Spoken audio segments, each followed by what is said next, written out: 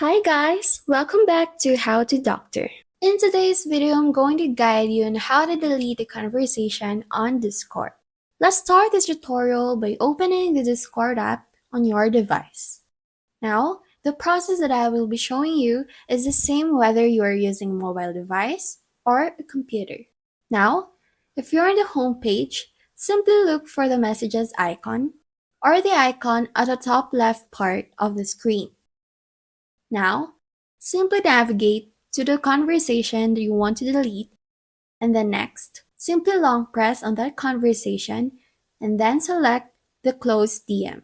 By doing that, your conversation will be deleted, so make sure that you're ready to delete all of your messages on that contact of yours.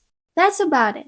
If this video is helpful, please don't forget to like and subscribe. If you have any comments or suggestions, drop them below. Thank you so much.